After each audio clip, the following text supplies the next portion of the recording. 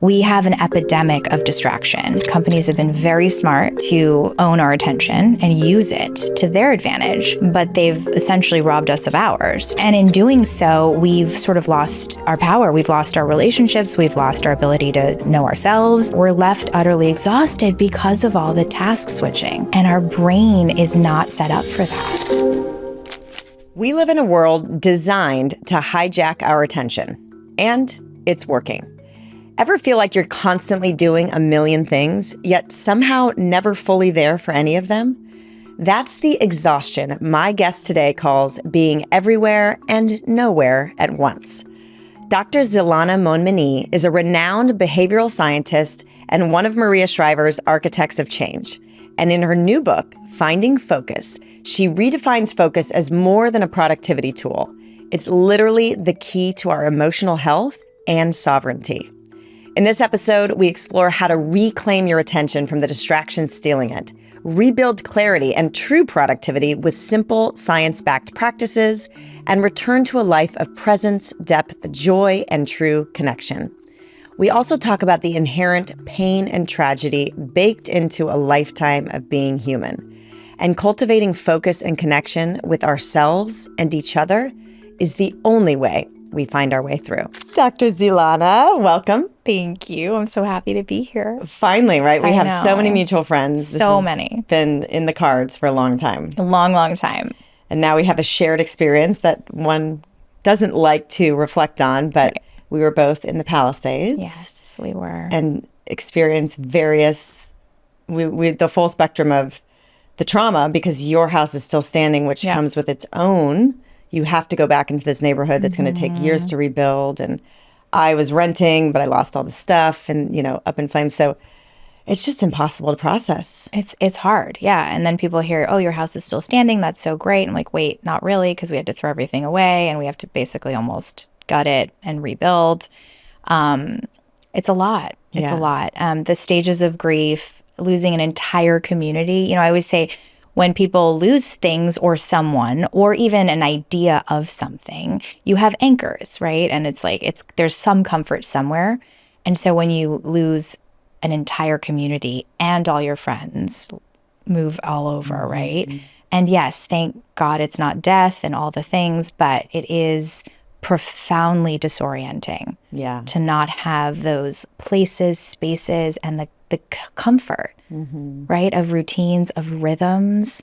Yeah. And so that was, I think, the most disorienting thing of it all, plus with kids and processing all of that. And their schools burned down, dance studios, dentist's office, everything. Right. So it's like, how do you, it's been a journey. It's been a journey. You were equipped with all the right tools with your background and training. I mean, but it's still, it's so one hard thing to learn and to study and to help others. And then it's a whole other thing to, go through it on your own level. And also, talking about focus and in a strange way, how much clarity grief sort of gives is really profound, and something, one of the silver linings that came from all this is how much I understand focus on such a deeper, more complex way than I ever did before, even though I wrote the book before the fire. Right. Yeah. Which is so amazing. Yeah. Finding focus, you guys.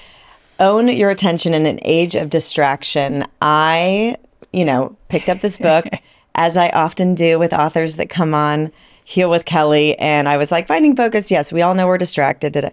And I started reading, I was like, you put it in such a way where, everybody needs this book. Oh, thank you. It's so true. Thank you. We'll just dive right in, starting with the myth of multitasking. Yes. This pressure to be productive. And especially as women, we're kind of innately given this superpower of being able to do a million things at once.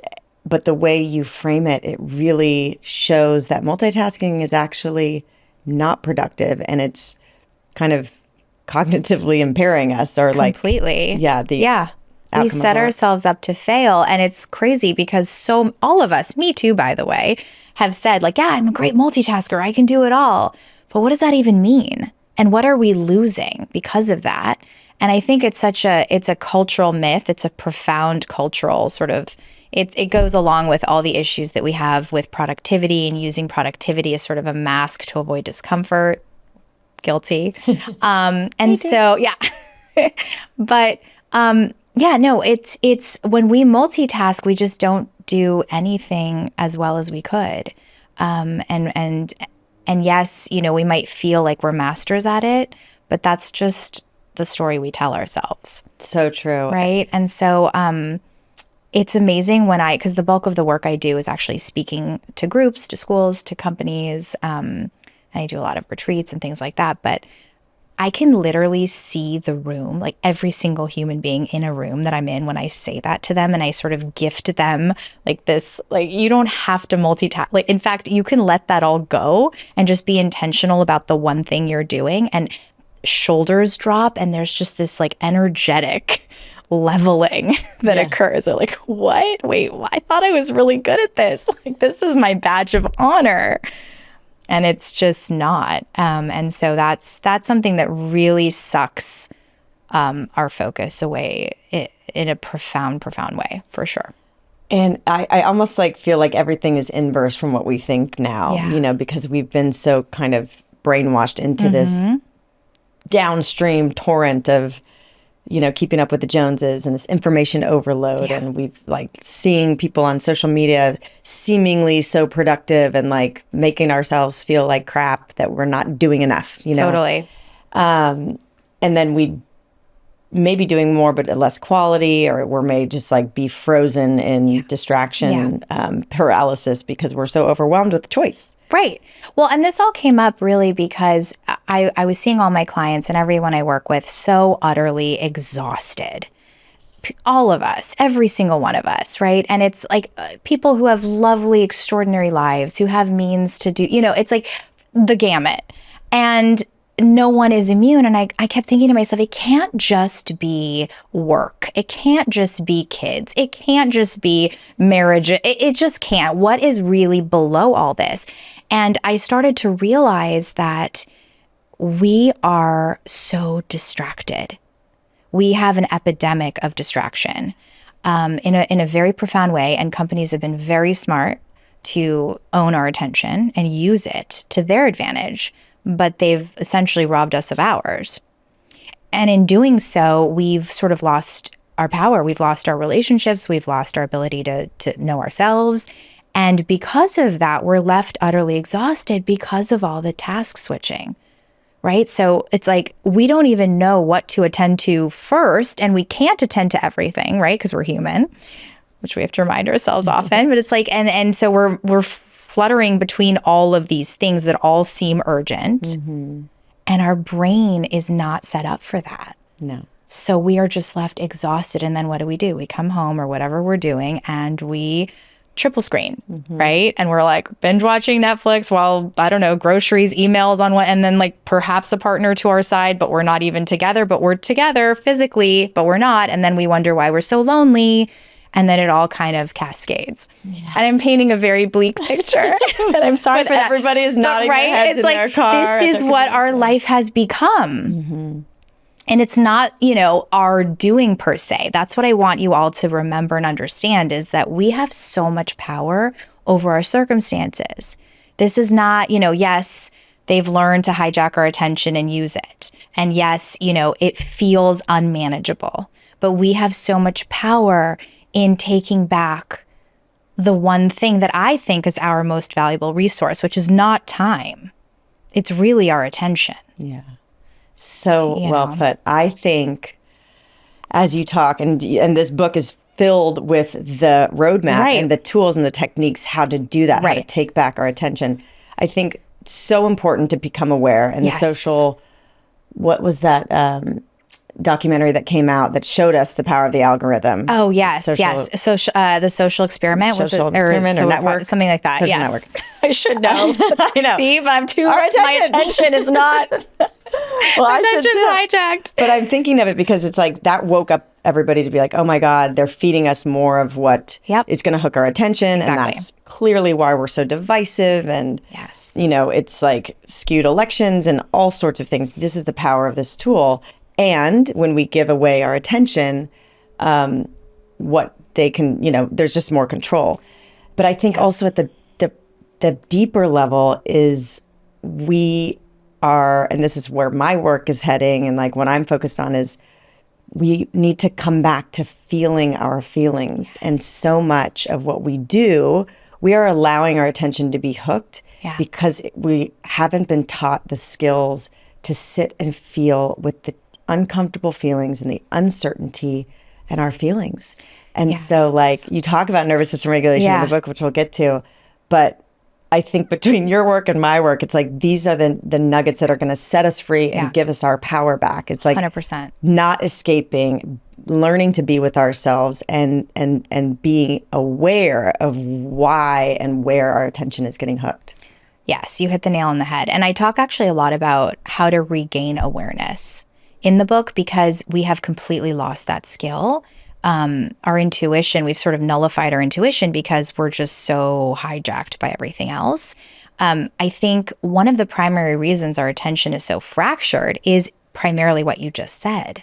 We are escaping the discomfort, right? It's not really fun to confront your partner if you've got some issues, but it's way easier to just get caught up in Instagram and Netflix and say you've hung out together, right? A couple of glasses you don't of want to talk wine, your kid is having a tantrum and you're kind of doing emails at the same time and it's okay, honey. Yes, I can see you're sad.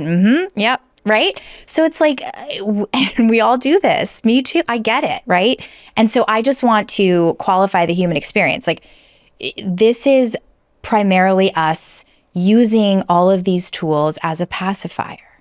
We don't want to sit with it. We would much rather say that we're super busy and life is very hectic than actually stop and deal with whatever's kind of underneath all of this stuff. And I talk a lot about sort of peeling the onion and getting to the core of the things that we're feeling. And it doesn't necessarily mean sitting with it or kind of, you don't have to go through years of kind of unpacking it all. But what it does mean is part of being human means experiencing the gamut of our feelings. And we just haven't been. We've tried to skip over that. And therein lies the issue.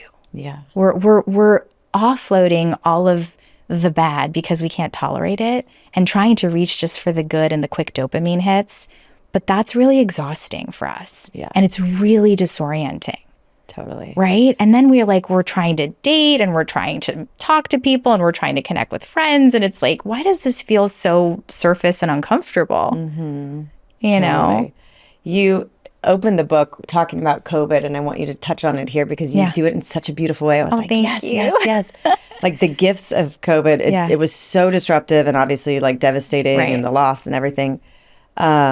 But it shifted things in such a dramatic way that all of a sudden we're like sitting with ourselves and once Tiger King was over, we like had to deal with some stuff. Yeah. And also, as you said that, I was just picturing like outside the blue skies, like Mother Nature, Earth, like completely reset herself in those first months. There was breath. And we were being given that opportunity too. Yes. And we have never really had an opportunity like that. For sure not like in this generation or in any generations before for a very long time to just not have things to fill our days with.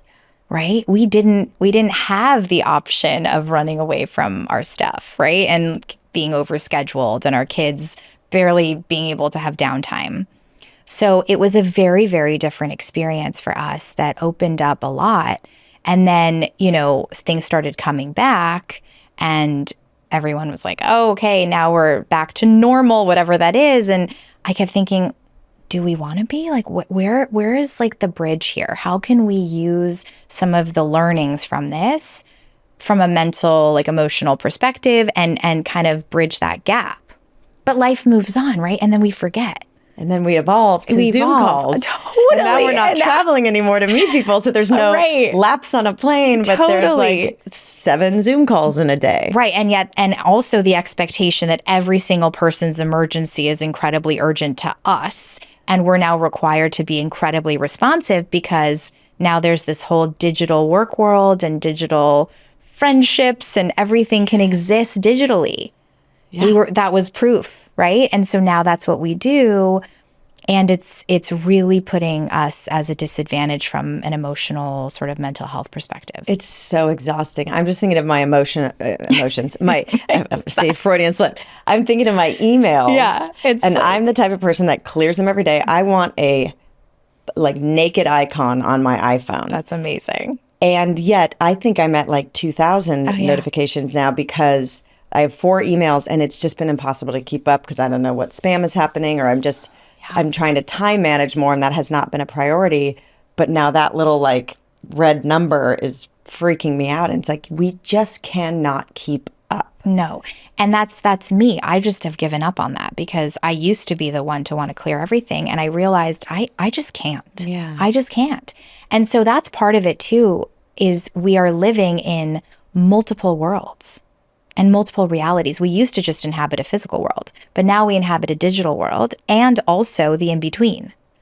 So we're just like, I mean, it was hard enough to get organized in our own homes, right? And now we have to keep our digital space somewhat organized. And if we don't, it has a similar effect, like as if you walk into a room and there's clutter everywhere.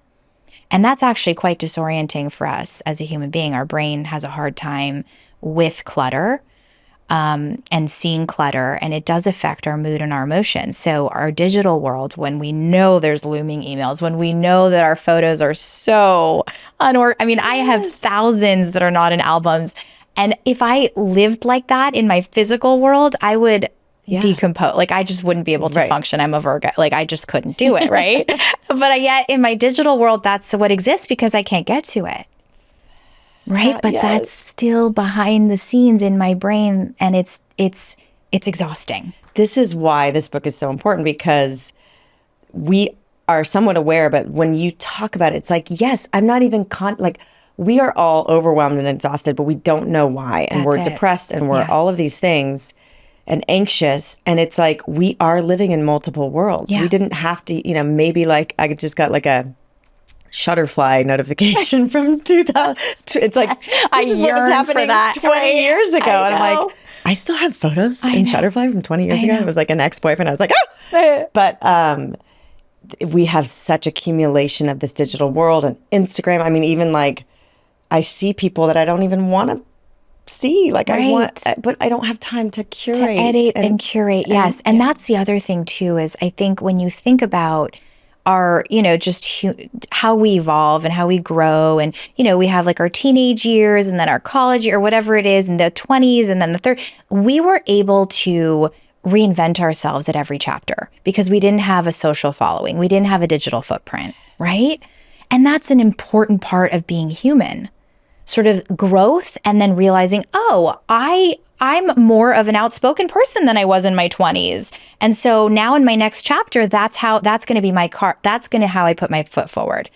And no longer do you have this historical narrative of, oh, she's so shy. I'm just giving an example. Yeah. But we can't do that anymore, right? Yeah. It's like we just have this whole world that keeps following us everywhere. Yeah. And so what we're seeing now in the younger generations, and I work a lot with university students and grad students, and it's really, really hard for them to move forward. Yeah. They're stuck. Yes. Because part of it is they're stuck because all their photos exist and all of their social stuff and all social media. It's just exhausting for them. I'm even thinking about I just went through the separation, and I don't scroll back through my Instagram, but I have like years. I was with this fellow for 14 years and 12 years, like fully together. Like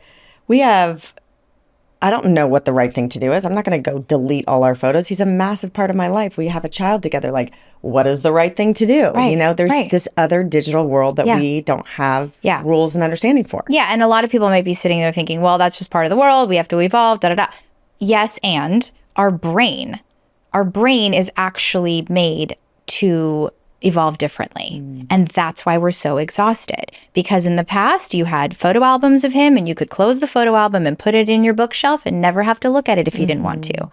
But now it follows you and you have access to it continually. And your brain now has an added task of seeing it, processing it, you probably aren't going to deal with it in the moment. So you put it back, and then it's like the subconscious kind of irritation. And then all of a sudden you're snapping at your child and you don't know why, right? So all of these things create sort of this fabric of our current lives that's incredibly taxing on our neurochemistry. Yeah. I am trying to, as a mother of one, you are a mother of three. Again, anybody with multiples out there, like you are my hero. Any parent is a hero. Anyone. I mean, it's like all humans at this point. I mean, humans at this point You're are all breathing, heroes. you're a hero. Yeah, we're all parenting something or someone, by the way. But yes. And we should be parenting ourselves. Yes, exactly. But I am like, I would love to talk about how you master your time management and like how self-care fits in. Yeah. It is so crucial for me to do things that I love that like generate that joy, like play tennis. And I'm like, okay, I can kill two birds with one stone by being physically active and have fun and like get out some competitive energy, you know?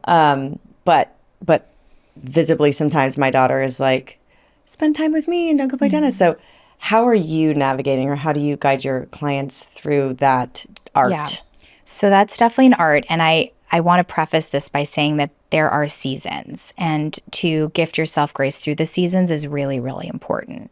I am a big fan of time blocking and looking at your calendar and using your time as another appointment, essentially, right? And just sort of factoring that into your schedule.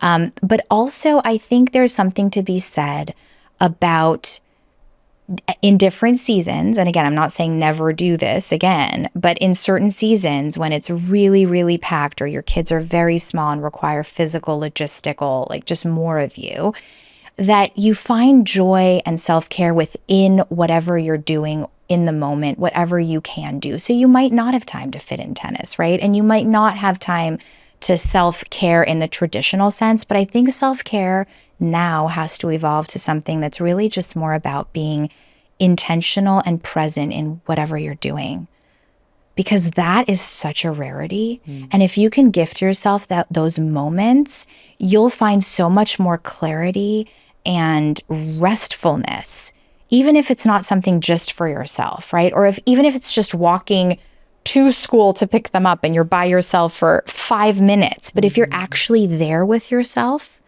and you're not scrolling through your phone while walking and also listening to a podcast. I love podcasts, by the way, but you know what I mean? Like just all the input, if you can gift yourself those spaces, it's also incredibly restful. Yeah.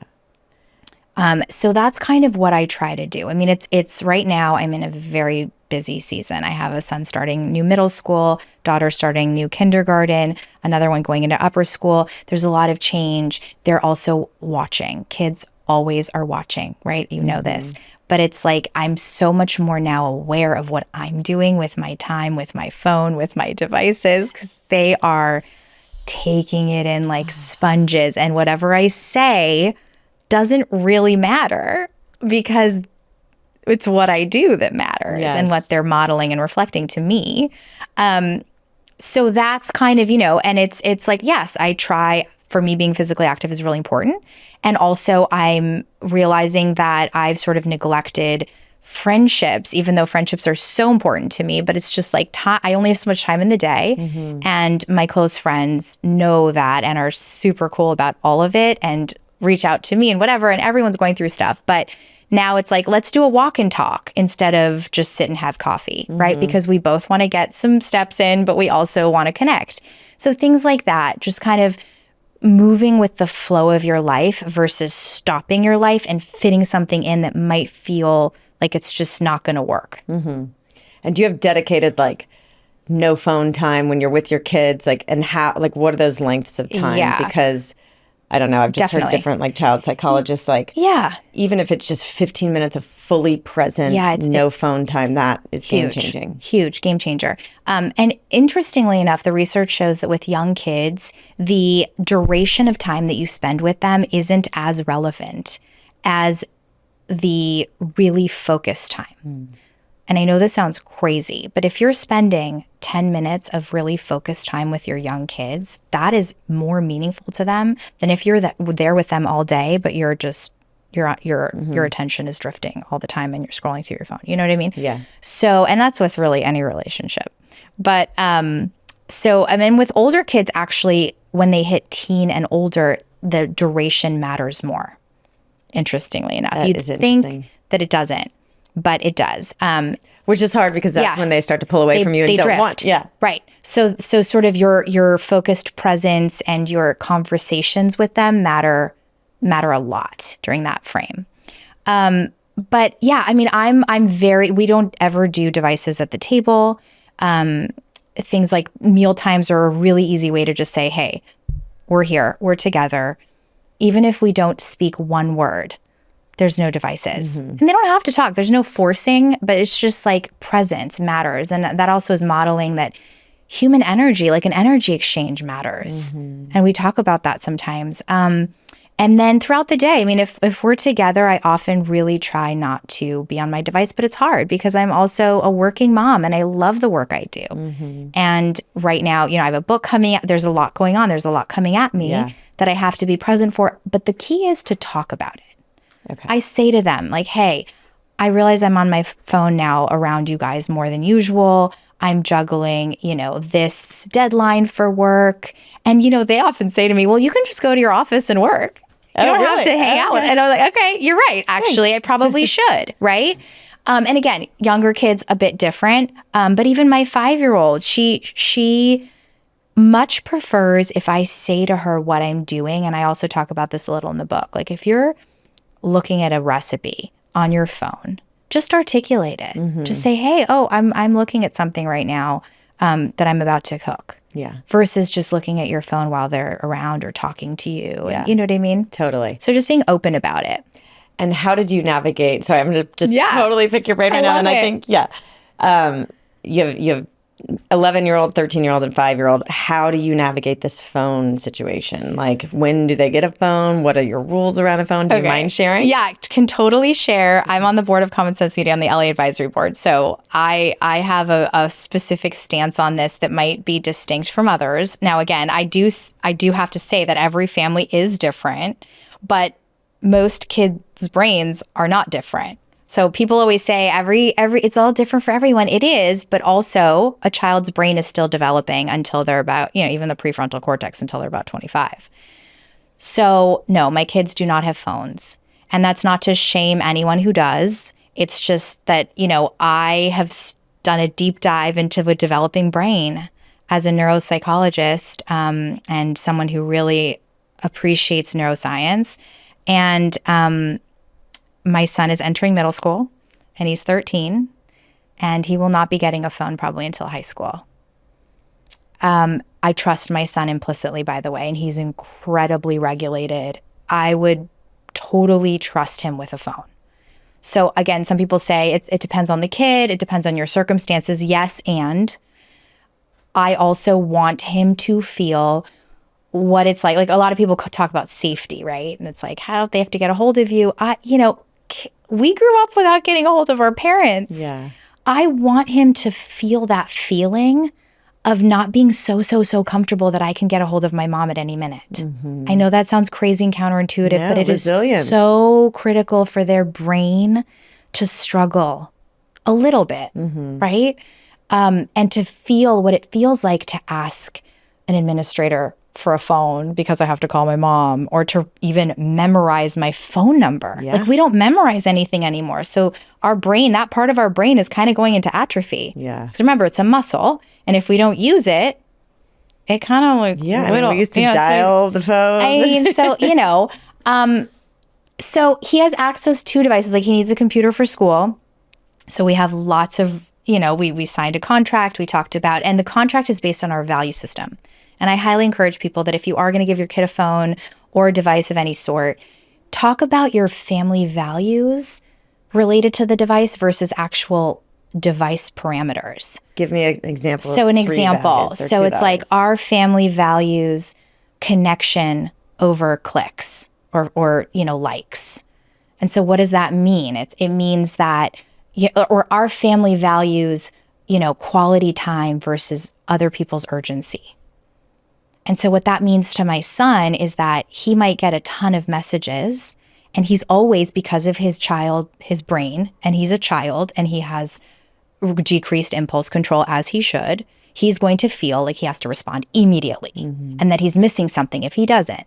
So we're talking about those edges and how it's so critical to not respond right away, and that the right people will understand and wait, right?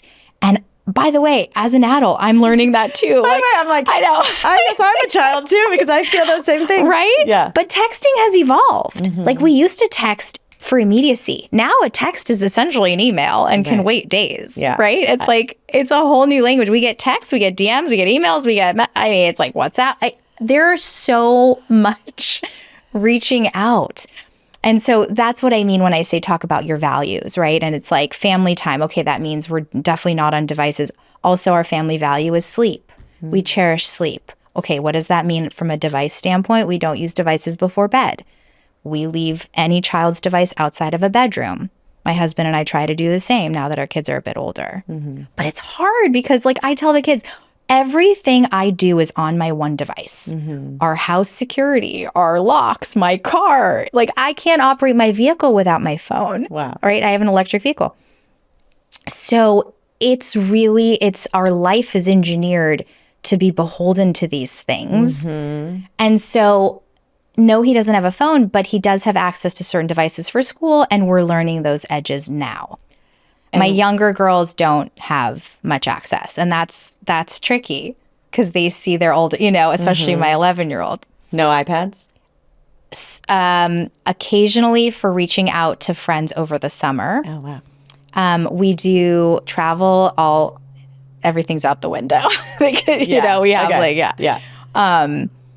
and occasionally, yes, educational stuff for school she has to do, but not really. And it's really hard. You know too much. It's really hard to parent that way. Yeah. I don't recommend it for everybody. I was going to ask, like, for your son, probably most of his peers may have a phone at this point. Yeah. What has he come home and expressed? And, like, is there, like, begging for a phone?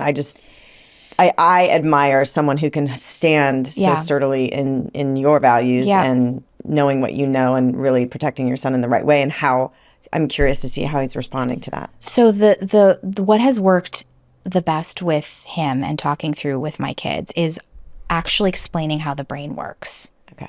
And reflecting to them when they are on a device, how they feel. And it's really profound. And I think that's the piece that a lot of people miss. So they focus on the behavior, they focus on the meltdowns right after you take the device away. They focus on, like, he's so angry all of a sudden, or why is he so exhausted, or what's happening. But they miss the piece of talking to their child about it. I'm noticing that you're feeling really stressed right now. Isn't that interesting how the device has made you feel that way? Do you think there's a link there? It seems to me like there is every time. And then, like, whoa, yeah, you're right. And so now my son says to me, God, I do feel tired after I'm on it for a while, or after a trip or something, and it's like he's able to now have the self-awareness to say, I don't even want it. I feel better when I'm not on it, or, and it's hard. So we talk through that, and we talk about why. We talk about the why. We talk about the brain. We talk about addiction. We talk about, because he's starting to hear about all, different drugs, this, that, and the other. And we do talk about how it does trigger certain parts of the brain that are very similar, if not the same. Yeah. And we talk about quick dopamine versus slow dopamine. And we talk about the critical importance of slow dopamine for a child's brain specifically versus those fast, like, I'm getting my hits with a device, with gaming, with messaging. All of that is the quick dopamine they don't have to work for. And so they've learned as kids that they don't need to put in effort to feel good or to get pleasure. We learned that we have to work at something, we have to practice something, and then once we get it, we feel good about it. That's the slow dopamine. That's the slow drip. And that's really what sets up the brain for success and to thrive. And the way that they're learning is very damaging. Yeah. And so we're seeing that now in the generations that sort of have just now starting to grow up that have grown up on devices. And it can be particularly tragic. It's like a lack of resilience, right? You've got to earn something. You've got to effort to something. There's got to be a time delay. There's got to be a challenge you need to overcome. It's just, it's discomfort. And the younger kids, like, they haven't really had any. Because, you know, anytime they're uncomfortable, and we don't mean anything bad. We love our kids, of course, but it's like, oh, we don't want you to feel pain. Here's a device. It's okay. Yeah. You're fine. Or we're at a fancy dinner. Here's a device, because we don't really want you to kind of fall apart right now because it's a little late and we're making a choice that's kind of setting you up to fail. But like, it's fine. But we want our time. Too, so and again, that's pacifier. And that's fine, right? Like, we all make choices, and I've certainly made bad choices too, and not bad or good, but like choices where, you know, I probably have set them up to fail, right? We all do that. But, and we've certainly, I'm not saying that using a device as a babysitting tool is a bad idea either. We need breaks as parents, right? And some of us we don't have a community to rely on. So I totally get that. But it is something to pause and to really think through, because the more they do that, if you've done it once or twice or 5 times, it's fine, right? Yeah. But if it's like consistent, you're training your brain for something.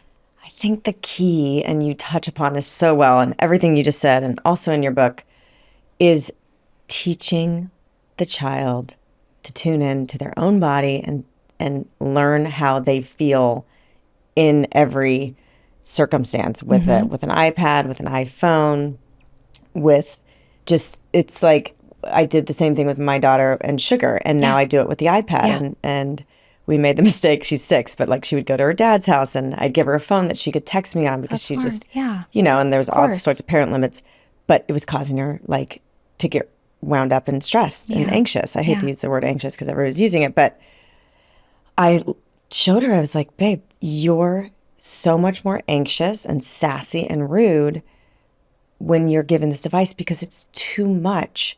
It's too much choice for you.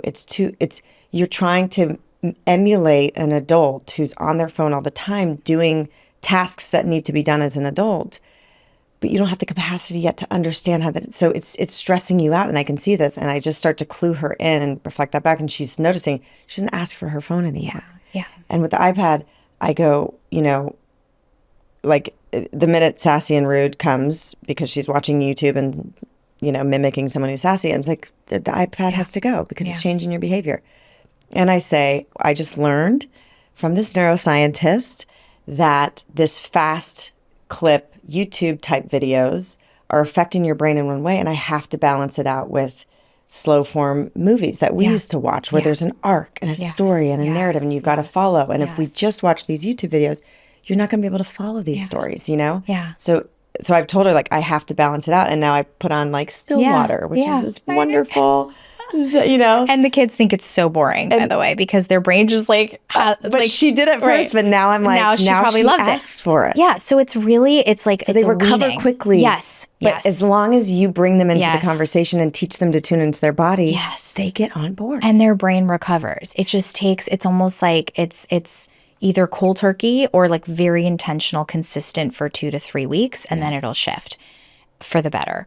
But it's just being really on top of it and articulating, like you said, their edges and kind of reflecting back to them what's going on. Yeah. Yeah, because their brain just isn't equipped for that at all. And even with ourselves, it's like we have to reparent ourselves and cultivate awareness and attune to our bodies and go, okay, it really is that productivity thing. Like, I was escaping being present for maybe my daughter, or being present for the demise of my relationship or whatever, by being overly busy, you know? It's a mask, So we have to really learn to sit with ourselves. And you talk about presence in the book. I mean, that's like, and resetting with like naps. I'm like, I need to ask Dr. Zelana, like, convince me that a nap is productive, because I love naps. I never allow myself, I'm like, I just don't have time for them, but my body would love one in the afternoon. By the way, nap is like one example, because I don't nap. I don't even nap, right? It's like, but that's one example. What I mean by that is but naps are actually incredibly restorative and productive in incredible ways, because you will be so much more productive after a short nap than if you haven't. But if you can't fit it in, or it's just not part of your language, like it's not part of mine, because I too escaped with productivity, and I'm just starting to learn that being slow and slowing down is actually a huge benefit to me in my productivity. But I think we have grossly underestimated what it means to take a break. And I think that is kind of what you're getting at, is that culturally we're like, oh, I'm taking a break, and we're scrolling. Yeah. Right? Or we're even, and again, I don't want to vilify technology, because it's not just technology. We fill our days with busyness to escape everything else, right? And relationships that are uncomfortable, and, you know, all the things. Yeah. And mostly our relationship with ourselves, really. But it's the effectiveness and the efficiency of the break that matters. And often that requires a complete dislocation from whatever it is that's occupying your mind. So it means to slow down your brain processing speed too. So if you're taking a break and you're scrolling through YouTube videos and like loving cat videos, fine. Like, you might think that that's restorative, and it's certainly hilarious and fun and whatever, and we all do it. But your brain is still working. You're not actually taking a break. So and I talk about this a lot in the book, like trying to figure out what is it that you can actually do that you find fulfilling and restorative and short. It doesn't have to be lengthy. Often in nature, outside is preferred. It just has a completely different effect on the human brain that's beneficial. But again, if you can't go outside, that's fine too. But just stepping away from whatever it is that you're doing, and the task switching, and the multiple devices, and the busyness of our lives, and the agendas, and the to-do, right, is critical. Yeah. Right? You said something in your book that was like, and you can explain more, but it was attention residue. Yeah. And how there's actually a study that it takes, like, so if, say, I'm cooking dinner or I'm reading an email and like I'm multitasking again, the minute I switch my attention to a different activity, just to like check this and then I'll be right back, it takes 20 minutes to like come back. So talk to us about attention residue, because being aware of this also shows us like, oh, we've got to be singularly focused on something and complete the task. Otherwise it's no wonder we're so disheveled. Yes. We have to be singularly focused. And when we task switch, like you said, the research shows that we do hold on to something from whatever we were doing for quite a while. It's not just a couple seconds. Like, it's a long period of time. So that's also why multitasking just doesn't work, because we're still stuck in something else. It's almost like you're dating multiple people. Like, who has time for that, right? It's like, it's exhausting. But by the way, one man is too much. Too much. But that's kind of how it feels. You're still carrying all this baggage from someone else, and then into this, and then you're trying to be present for this and that. It's no wonder we're so exhausted and burned out, right? Totally. And by the way, like I have so many clients and friends who do all the things, all the hacks in the world, all the self-care, all the saunas and the yoga and the this and the that, and are still exhausted and burnt out. And that's actually when I started to realize that it's really a focus and attention issue more so than anything else. Yep. So you do all the red light and all the things, the cold plunging and every little tool and this and that, and they are still spent. Yeah, that's why I come back to that COVID image of like, we really slowed down and the world just healed. Mother Nature healed herself within a matter of weeks. Yeah, in a weird way. And so we are craving in life in this, very backwards, fucked up way, created this new space. And I, in learning my human design, and I'm a projector, I've given myself permission in the last few months to like bake in white space time, bake in boredom, bake in space. I'm failing at it, but I am aware. So I'm taking these baby steps to like block out a day and be like, this is my creative time. And like in boredom, I've also not had a drink of alcohol in the last 2.5 months, which for me, this Irish girl who's been through a lot of stress and since COVID really leaned into the old, great Burgundy wines. Like the clarity, the focus, the presence, the patience that I have, the sleep. I mean, my HRV, my sleep scores on my Aura. My Aura is like, is this a new person? It's like in the 90s every night. That's amazing. It's amazing, you know? And all of that to say, like, the brain, when we start to slow down, when we start to disconnect, when we start to get off this treadmill of distraction, and really with intention, like, focus and prioritize on the right things, which is sleep, family, work, basics, self-care, you know, like nutrition, not putting alcohol in your body every day. Exactly. What you ingest. Nutrition. Everything shifts so very quickly. Right. And that's the thing too, is people always ask, well, what's the, you know, what are the core things I need to start with? Or what is like the magic potion of all of this? And it's really, really simple. It's actually not so complicated. We are, you know, we're human beings and we need our anchors. We need the fundamentals first. And I think what's really happened in our culture is we got really excited about all these magic things, right? And we started stacking all the red lighting and the sauna and the cold plunging and the, you know, and the green juices and all. And that's all great, by the way. Like, I love it. I'm in the wellness world. I love all this stuff. But it's exhausting too. Yeah. It's just like adding more to our to-do list that we can't get to. We feel bad about not doing it. We feel like we're somehow missing out and not able to keep up. And that in of itself, it's its own thing. But really, it's about coming back to presence. It's about coming back to owning our own attention and being intentional about what we attend to. And that's something I talk about in the book, is like how to even figure it out. And the fundamentals of sleep, like you said, sleep, nutrition, and hydration. People often miss that piece.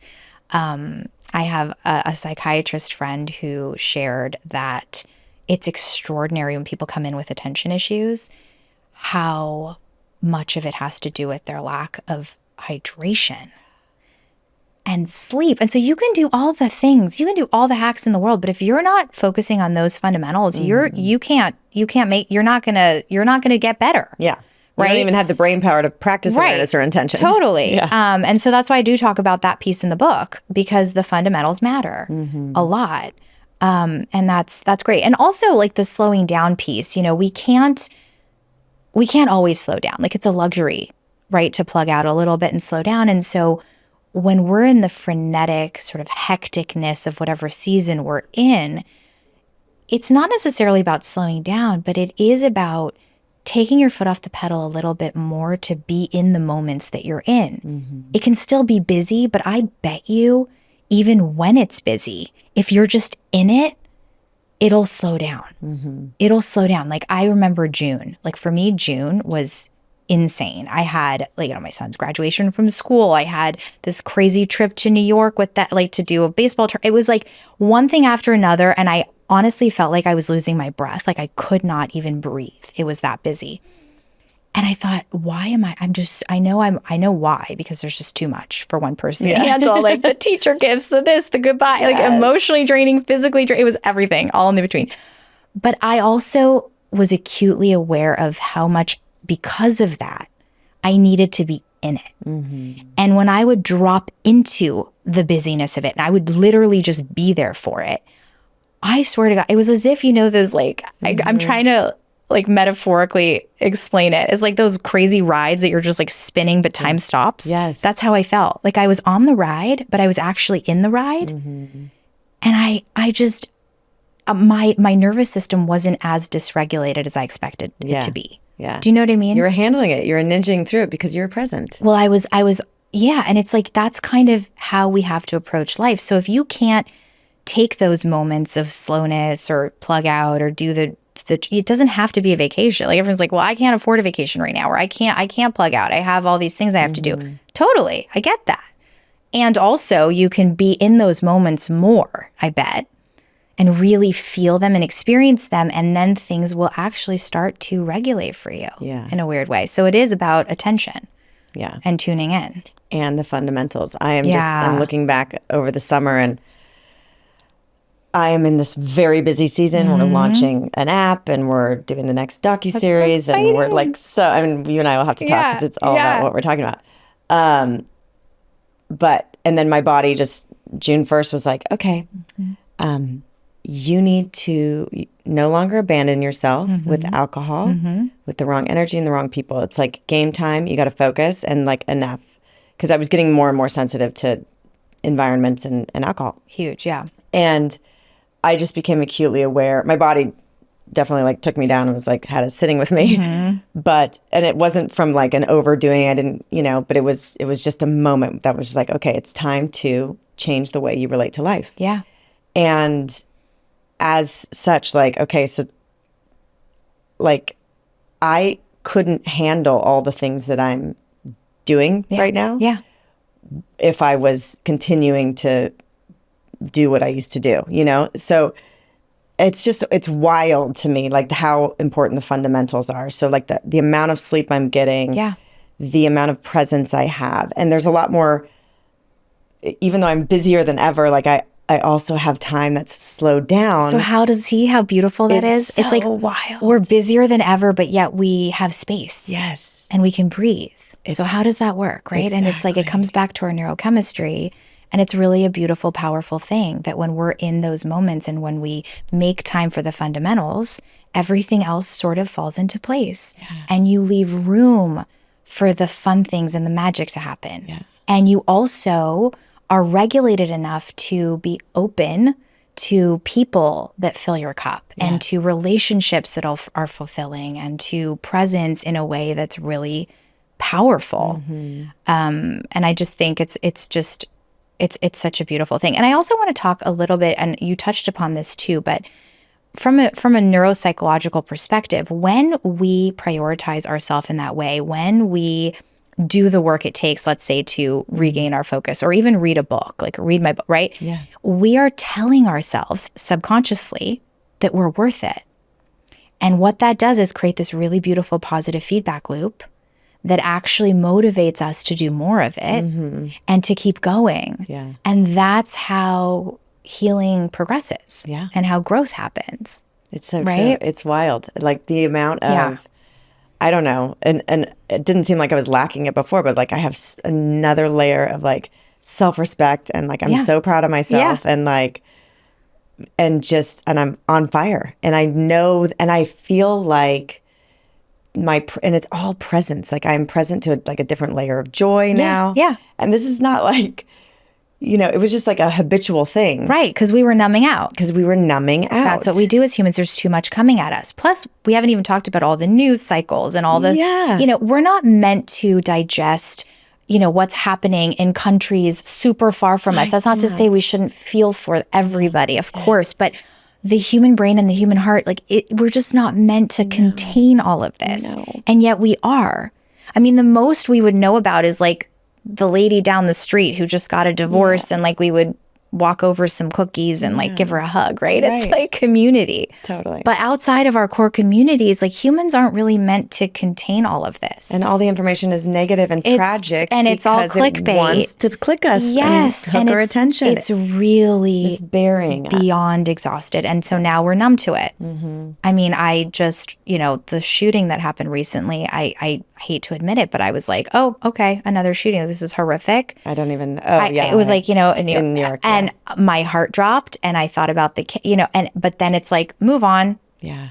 And that freaked me out too. Because it's like, since when have I become so numb? But you just can't. Right. You can't feel for every little, it's just it's too much. I can't do it. And we numb away from it. And then it's like, what does that do to our empathy? What does that do to us, to our humanity? Right. And I talk about this a lot on my Instagram feed and just, my resources on my website. It's like, how do we process this overwhelming amount of societal and cultural grief? And it's a lot.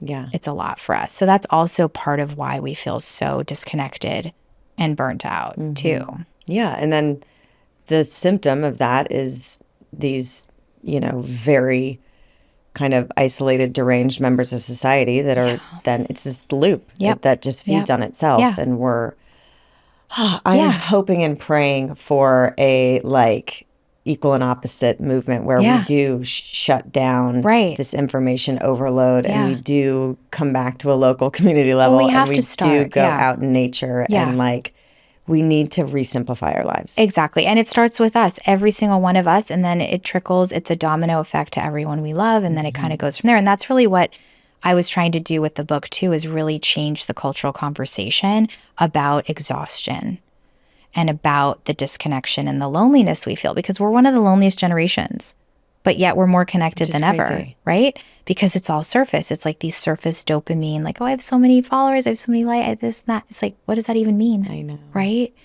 What are we afraid of? And so that's really where it needs to go now, is this attention economy and really gaining back our power over ourselves.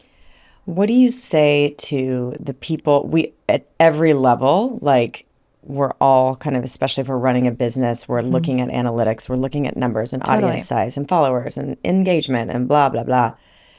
And if it's not hitting, or you think you should be doing better, which everybody does, it just takes a little ding to our ego and our energy, right? Right. What do you say to people who are listening at any level of, just grace in the process, and also like to encourage them? It doesn't matter the amount of followers. It's like, it's about aligning with their truth and their work, and to start like really kind of disconnecting from that need for external validation. Totally. Like, how do we, if we're just starting out, I have the success from my documentary, thank God, and this beautiful audience.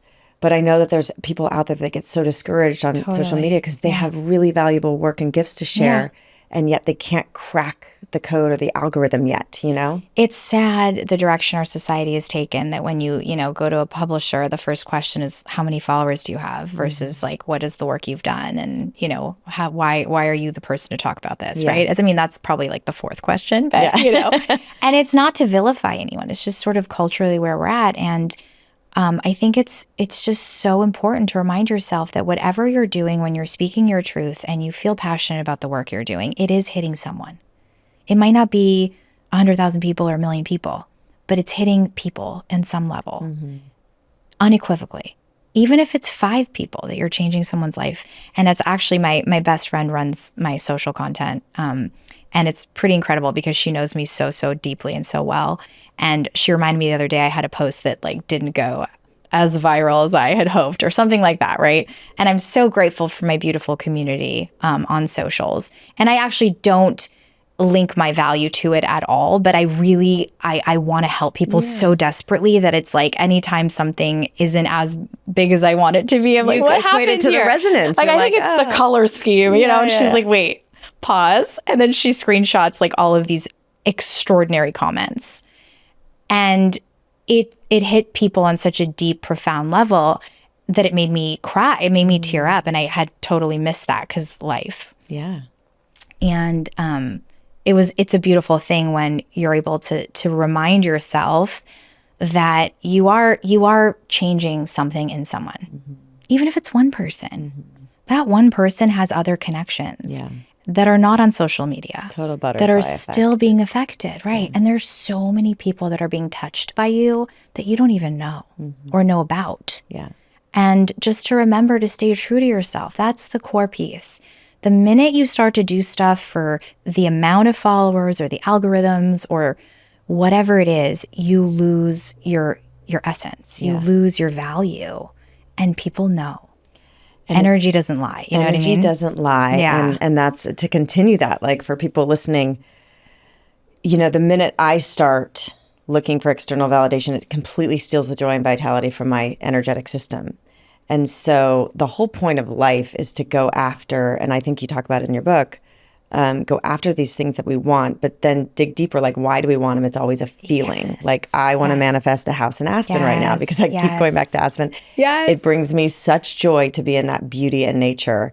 I just had a vision of your retreats. Continue. I think I've energy. And so what I would encourage people to do is really, again, the superpower is in tuning into how you feel. Do what lights you up. That's what, like, when I made Heal, I was an actor my whole life. I invested serious time and money and like heart into like striving for Academy Award winning acting. And I was not meant to do that. Like, I'm just too self-conscious. And I started paying attention, like when I talk about spiritual spirituality and consciousness and manifestation and quantum, just everything that. I light up, You and do. I can tell. it's like an energetic resource that's infinite. Yes. And that's what the world needs, is for you to tap into what does that for you. Yes. And just do it. And if looking at, we do have to go through the minutia of running a business and like looking at the feedback and changing, but really focus on the majority of your energy is doing what lights you up. Yeah. And then the followers, the likes, the book deal, everything will come from that. Yeah, no, and that's all secondary. Nothing should be done. And I talk a lot about, I actually talk so much about this in the book, is like how to find what you should prioritize. Because that's also, it's really muddy. Everything seems like a priority these days. And that also is zapping our attention and our energy. So it's like, what do I need to prioritize? And I walk people through how to do that in the book. But I think it's really critical to sit with whatever it is that you can do. And yes, we have to make money. And many of us don't have the luxury of just, working distinctly for our passions. But within whatever you're doing, even if you hate it, I guarantee that if you do the work to sit with the discomfort of not liking something, you'll find something to hold on to if you have to be doing that. Do you know what I mean? You can really reframe narratives for yourself. We're very powerful. Yeah. Our brain is so powerful. But we often sit with these narratives because they're comfortable. And we like to blame other things, right? Other than ourselves, right? Totally. It's like, I don't need friends. Everybody's so dumb. It's like, wait, I do need friends. Yeah. But I think it's just important to understand the power of the brain and the power of restructuring those lenses for ourselves. So if you're stuck in a situation that's you're not loving, figure out what you could do that you love, maybe in addition to that, if that's just, a means to an end, and then maybe shifting things. But definitely like working within your passion is critical because people feel that. Yeah. Well, I remember, we had this interview lined up, and then someone had reposted this beautiful, not to like, you're smiling so beautifully, and now I'm regretting bringing up this topic. No, please. The floods in the hill country of Texas. You did this beautiful post that like someone else posted, that was a friend of mine in Texas that reposted your post. And I was like, I was struggling to figure out like how... it's just unimaginable to like, the worst thing in the world is to lose a kid, It's the worst thing. And I don't know, you said it like, you just framed it so beautifully, and like how for people that were going through what they were going through, and then for people with their kids, like we had guilt that we had, so it's much like guilt. We had so much guilt, and I was just about to send my daughter to sleepaway camp, and it's like, God. How do you even process that as a human being? And I think what hit about that particular post was just the fact that we just need to be present with each other, and that there's so much pain.